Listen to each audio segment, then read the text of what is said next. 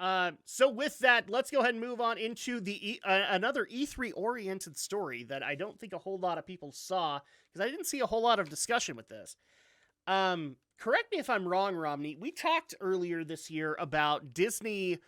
Uh, not what is the word I'm looking for? Not giving up, but they didn't. They basically decided not to renew their exclusivity contract with Electronic Arts and allowed for other developers to be able to make games based off of the Star Wars properties. I believe we approached that, didn't we?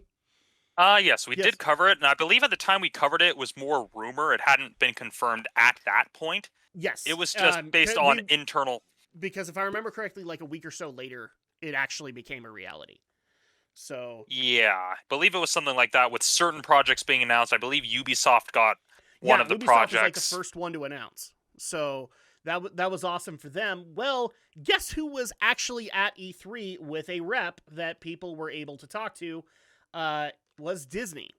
Specifically in regards to Star Wars apps and things like that. They were helping to advertise it. But along with that, somebody, I can't remember if this was actually at E3, but one of the VPs over at Walt Disney Games, was able to get to sit down for an interview, and especially got a lot of attention because if people didn't know this, at the Microsoft convention, Sea of Thieves got to announce that they had exclusive Pirates of the Caribbean DLC with Johnny Depp coming back as Jack Sparrow. So you had Jack Sparrow. I believe they even had a couple of other of the Pirates of the Caribbean characters that you could go. Yeah, Davy Jones was another one that you would be able to see in there. So that obviously sparked a fire for a lot of gaming journalists who wanted to talk to the Disney rep, and we got this little tidbit of information from it. Basically, that they're not just looking to do this for just Star Wars IPs. They basically have opened up all of their IPs if people have a good idea to be able to present to them. Specifically, here is the quote that they gave.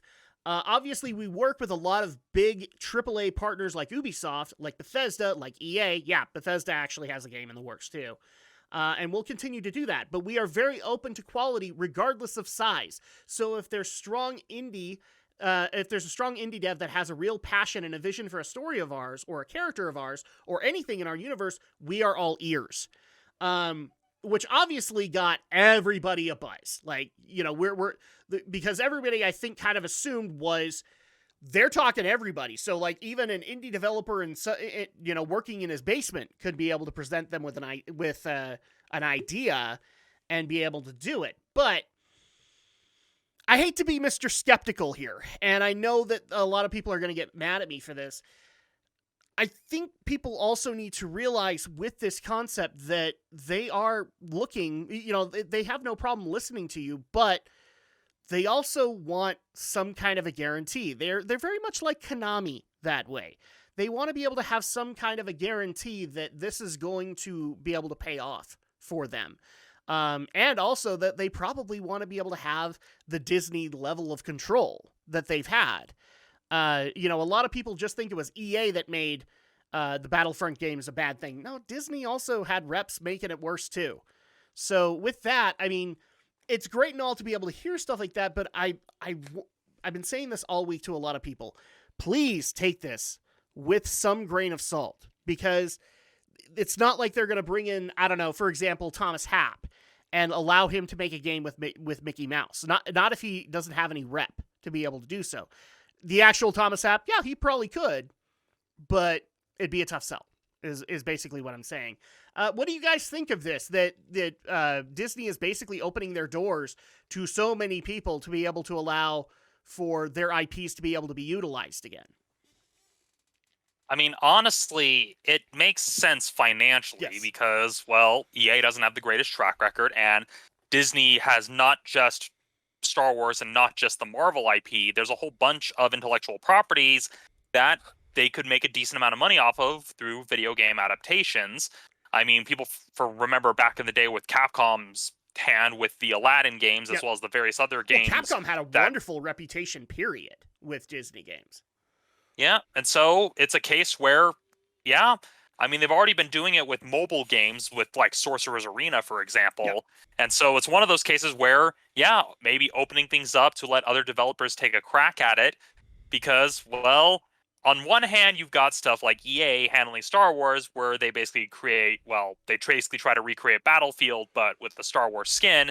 But then on the other end of the spectrum, you've got something like Kingdom Hearts, where you've got a creator who kind of goes too much in another direction of wanting to do their own thing and not really being cohesive with the rest of the brand. I honestly think that's probably the biggest problem Kingdom Hearts 3 has, is that Nobuo is so desperate to tell his own story that he kind of forgot what the whole point of the franchise was in the first place. Yep. And so maybe opening up the reins for another developer may be the way to go. I mean, when you consider the success Avalanche had for that short little while with Disney Infinity, there is a market there. I mean, Yeah. I'm surprised they haven't tried trying to release a whole bunch of princess themed games and gearing them towards Well, girls because, well, and there's you're money not to be made in wrong that. in that regard. I wasn't able to track down this interview, but there was additional information from the same VP that's being talked about in the IGN article that we're reading from, where he was able to kind of elaborate on a lot of some of the issues that were had with the EA partnership.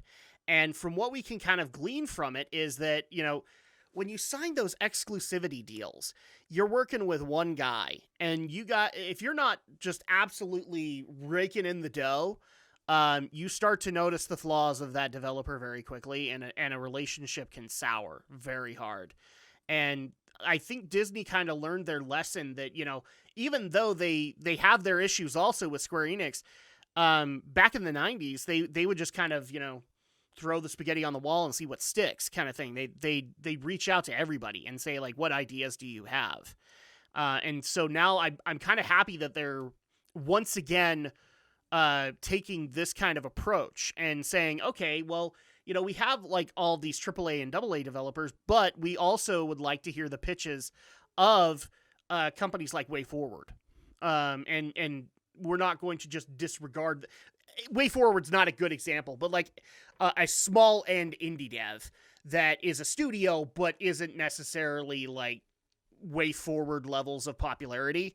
They're at least willing to hear you on your idea, and then they can kind of make a decision whether or not they want to get involved, kind of thing, or whether or not they want to lease out that IP to you. Yeah. Because this And is probably what they should have done initially, instead of the EA exclusivity deal. That's what they should have done.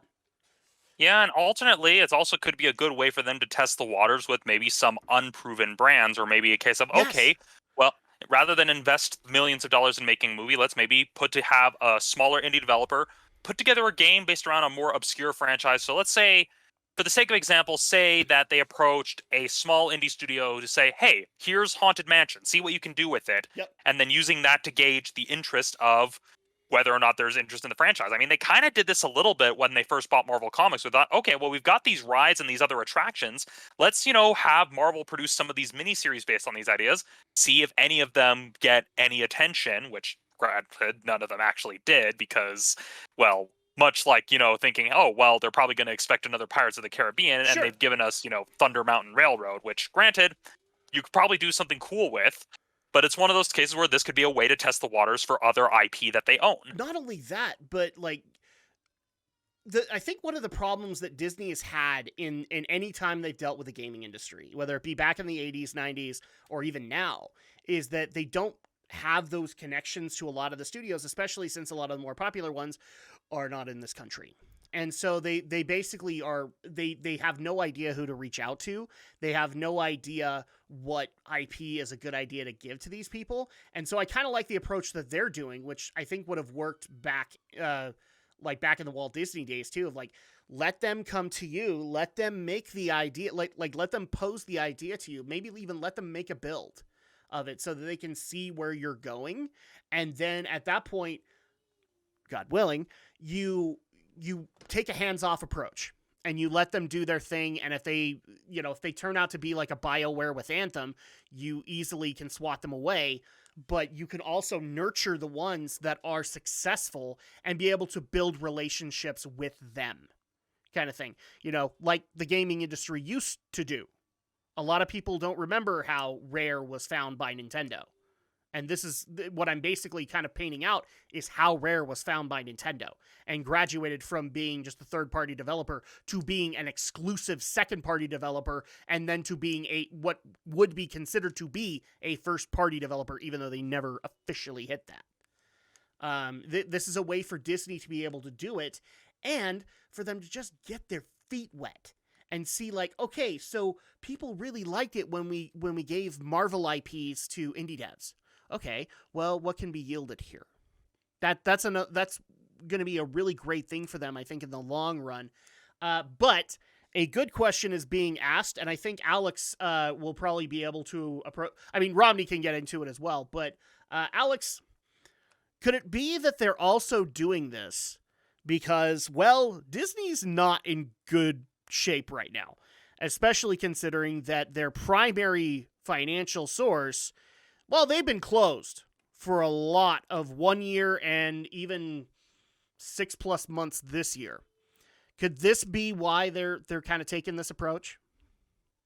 That seemed like a logical step for them, plus just their previous history of their game properties not getting the greatest reception and maybe just okay sales at best. You've looked at the Star Wars brand IP. I mean, Yep. Seriously, those should have been like theoretically slam dunks for them, but people's dislike of EA has kind of probably pushed a lot of customers away from it, and they're and probably on top not of that, drawing in the same amount of money as they would have hoped. I think another thing that has to be considered there is I can't help but wonder if some of the executives at Disney just looked at Star Wars just like this instant slam dunk, and then they saw how the current trilogy went and how a lot of their Disney game sales went, and they went, oh, okay, it's not necessarily a guarantee. So it may not be a good idea to just limit this to one section of our brand. Like, heaven forbid, like, you can make an indie Mickey Mouse game and people will flock to it these days. Just because a lot of people are like me and remember when Mickey Mouse games used to be like really cool. It's a great thing to be able to see people do. Romney, do you kind of have that same consensus? Do you think the fact that the parks have been closed is kind of fueling this decision? It definitely is a contributing factor because, let's face it, I mean, Movie Bob pretty much put it best. Disney is not so much an entertainment company. They're an amusement park company with an entertainment arm. Yep. And so it's one of those cases where, yeah, that is most definitely a factor. So, of course, they're going to try to find ways to, generate new sources of revenue. And so this doesn't really surprise me, and it probably was a major factor of their decisions, but I would argue that this was probably something that was already in the works prior to COVID, because again, Battlefield, Star Wars Battlefront. I have to agree on that, because yeah, it's kind of one of those Star Wars Battlefront was such a dumpster fire for them, and then they were shocked when Jedi Fallen Order did as well as it did, because I think they pretty much assumed with EA at that point that anything that they touched with Star Wars was going to turn to dust. Yeah, but it also is the other factor of, oh, well, you have Star Wars, but then you've also got these various Marvel games that are also of nebulous quality. Yep. It's kind of one of those cases where they realize, okay, well, we've got a whole bunch of these other IP that we've bought. We need to find something to do with them. And it's not even limited to just like the major like franchise companies. I mean, yeah, they've got the Marvel stuff, they've got the Star Wars stuff, they've got Avatar, and I'm talking the blue ones, not, Last Airbender. And so it's one of those cases where it's like, well, we've got all of this intellectual property. We may as well try to wring some blood out of these other stones instead of squeezing these same two stones for the past 20 years. And I can't help but wonder if that's exactly it. That's another major factor, is like, they've worked exclusively with Square Enix. They've worked exclusively with EA, probably enough to because I remember hearing from Kingdom Hearts 3 that the relationship with Disney had very much frayed with Kingdom Hearts 3, and I would not be surprised if that was the same case for EA, given the failures of Battlefront. So at that point, I think they just kind of also want to work with other people and see what other companies are coming up with. And from what I understand, a lot of interesting ideas were the VP that was being interviewed said that a lot of interesting ideas were being brought to him from not only AAA developers, but also just kind of way smaller indie companies. Yeah, I mean, even off the top of my head, I can think of like different approaches you could take with some of the different ideas. I mean, I already mentioned Thunder Mountain Railroads. Like, okay, well, give it to a developer that wants to make maybe like a simple Wild West themed action game, almost like a budget version of Red Dead Redemption. Yeah. Not granted, not on that same scale, but be like, okay, well, we've got kind of this Wild West railroad sort of setting. You could probably come up with something cool. I mean, alternately, it's like, oh, take something like Haunted Mansion and maybe make like a kid-friendly version of Resident Evil, where it's basically like, oh, you have to navigate the spooky mansion and solve puzzles. The only one we were able to glean is that somebody had proposed a roguelike idea for them, but we don't know which IP. But I mean, already like you hear that and your brain begins to percolate like what franchises would work, and I could think of a lot like Marvel, if they had like a resurgence of Marvel heroes, like they decided to repurpose it and just bring it out to consoles, not make it an MMO. That would be fun to be able to Yeah, play. A Star Wars one would be very interesting, especially like a bounty hunter one, like based in the Mandalorian or something like that. That would be yeah, a great idea. or alternately, they could kind of do what they've been doing with stuff like Sorcerer's Arena, or even Yeah, like what they had back in the early 2000s with games like Villain's Revenge, where it's like, okay, well, let's take the animated movies that we've made and just yeah, kind of create a loosely tied narrative of, oh, you have to basically do what Kingdom Hearts was supposed to be originally before Nomura decided to Nomura. sure. So and so it could even be one of those. Oh, it could be kind of a kid-friendly roguelike of, oh, you have to help bring these fairy tale stories that were the basis of these classic movies that we paid for to make, and basically, like, oh, you've got to help make sure these endings have the happy endings. Help your Disney friends and find their happy ending. I mean, it's kind of one of those. Yeah, I'm probably thinking more of, oh, skewing younger with my ideas, because that's something Disney really needs to start doing with like games and stuff like that. So many of the stuff with the IP that has been made into games lately has been skewing almost too older. I mean, yeah, Jedi Fallen Order I've heard good things about, but it's kind of one of those, hey, make sure you're making stuff for, the audience that you're kind of catering a lot of your content Yeah, towards. I'm Don't I'm just kind of surprised that like one of the things I really hope happened was I know that Capcom reps were there.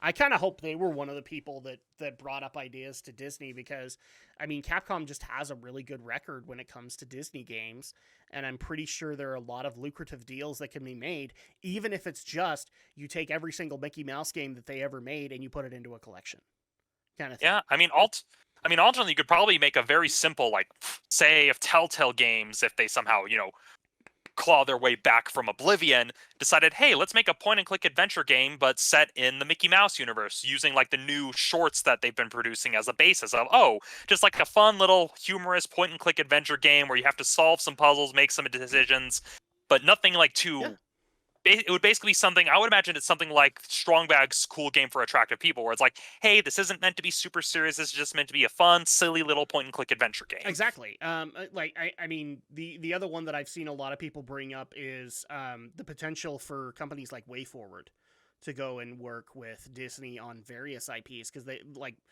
Um, I was talking to a couple of other friends about this, and we couldn't narrow down any IPs specifically because there were so many IPs that would work with other projects that WayForward has done. I mean, they did the DuckTales game, and that's great. Wouldn't it be great if they did a sequel to it? Okay, well that I mean technically there is a sequel to it, but if they wanted to do their own thing, that'd be fine. They've also done plenty of stuff into the Shantae series. Wouldn't it be interesting to hand them like a Metroidvania title of or a Metroidvania of like an IP like I mean Star Wars comes to mind, but then also you could do an interesting Metroidvania with various Disney characters coming together. You were talking about like a Disney princess game. Would it be interesting to make like a Metroidvania where you had to have them work together, kind of like Harmony of Despair? That might be an interesting thing to look into. Yeah, I maybe But the wouldn't go that possibilities are far. kind of endless when it comes to developers like WayForward.